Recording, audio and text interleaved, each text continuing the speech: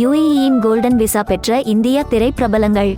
யுஏஇயான் golden visa எனப்படுவது வெளிநாட்டு திறமையாளர்களுக்கு UAE அரசு அளிக்கும் பிரத்யேக உரிமை விசா ஆகும். பல்வேறு பயன்பாட்டு நன்மைகளை அளிக்கும் இந்த கோல்டன் விசாவை பெற்றுள்ள இந்திய திரைப்பிரபலங்கள் யார் யார் என இங்கு பார்க்கலாம். யுஏஇயான் மதிப்புக்குரிய கோல்டன் விசாவை பெற்ற முதல் இந்திய திரைப்பிரபலமாக ஷாருக் கான் பார்க்கப்படுகிறார். ஷாருக் அடிக்கடி யுஏஇ செல்பவர் மட்டும் அல்ல, அங்கு பாம் ஜுமேராவில் சொந்தமாக வீட்டையும் வைத்துள்ளார்.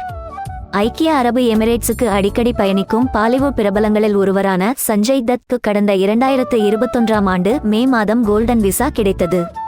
மலையாள திரையுலக சூப்பர் ஸ்டார் மோகன்லால் அவர்களுக்கு கடந்த 2021ஆம் ஆண்டு ஆகஸ்ட் மாதம் கோல்டன் விசா கிடைத்தது. மலையாள திரையுலக சூப்பர் ஸ்டார் மோகன்லால் அவர்களுக்கு கோல்டன் விசா கிடைத்த அதே தினத்தில் மெகா ஸ்டார் மம்மூட்டிக்கும் கோல்டன் விசா அளித்து கௌரவித்தது யுஏஇ.